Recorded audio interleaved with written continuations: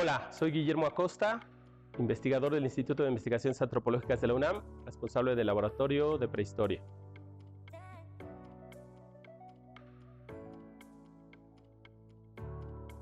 Bueno, afortunadamente ahora tenemos distintas técnicas que nos permiten recuperar, por ejemplo, semillas dentro de las chinampas. Esta es una técnica relativamente antigua, pero hay otras más recientes como microfósiles o microresiduos. Entre ellos el polen, los fitolitos y los gránulos de almidón. Sucede que el almidón que producen muchas plantas, como semillas o tubérculos, producen una forma muy específica que nos permite identificar la especie.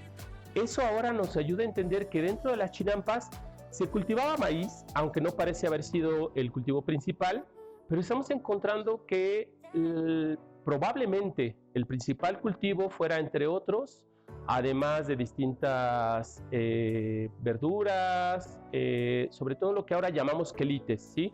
Son plantas, algunas de ellas no necesariamente domesticadas, pero sí cultivadas. Por ejemplo, el epazote, el quelite cenizo, los quintoniles, todos estos se observan en las chinampas. Y unas semillas que son muy comunes son el amaranto y el guauzontle. En realidad ahora sabemos que el amaranto y el guauzontle fueron un alimento sumamente importante para los pueblos prehispánicos, pero además sumamente rico en cuanto a su grado alimenticio. Y tan importante era que algunas de las figuras de las deidades eran hechas precisamente con amaranto. Entonces, las chinampas prehispánicas eran tan diversas y tan ricas como las chinampas actuales.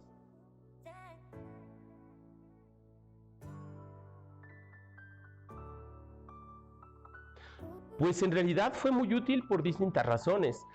Primero, porque el área habitable originalmente dentro de la planicie lacustre era reducida. Esto es, aunque existían áreas más o menos sin agua en época de secas, estos terrenos se inundaban una vez que fuera época de lluvias. Entonces lo que se solía hacer era habitar islotes, antiguos islotes que estaban dentro del lago, como el propio islote de Tenochtitlan, pero aún así ahí había cierto riesgo de que se inundara. Entonces se requirió levantar el islote, generar distintos albarradones o diques para que no se inundara, pero además la chinampa permitió, mientras se obtuviera agua dulce, cultivar por un lado, y las chinampas, una vez que estaban perfectamente establecidas, podían servir para rellenarse y ahora sí habitarlas encima. Entonces las chinampas seguramente fueron el antecedente del crecimiento urbano de Tenochtitlan. No podríamos entender la enorme cantidad de terreno que se ganó y la gran cantidad de habitantes que la poblaron si no hubiera sido con el conocimiento de construcción de chinampas.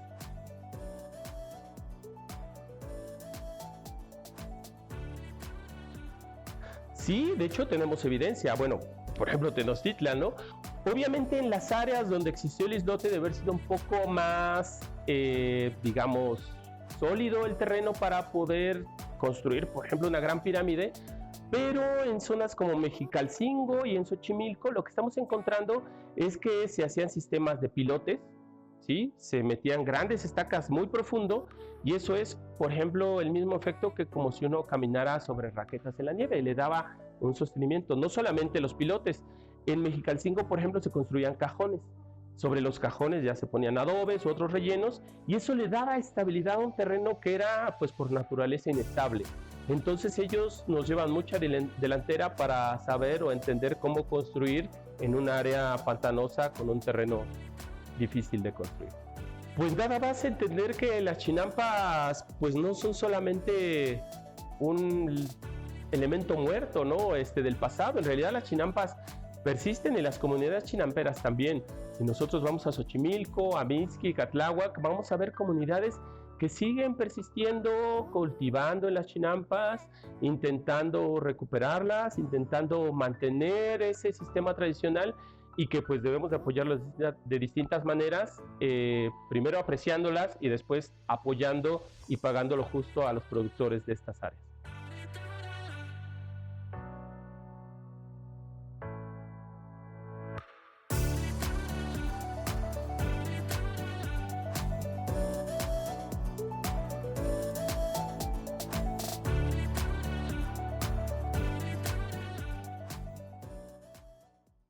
Instituto Nacional de Antropología e Historia. Secretaría de Cultura.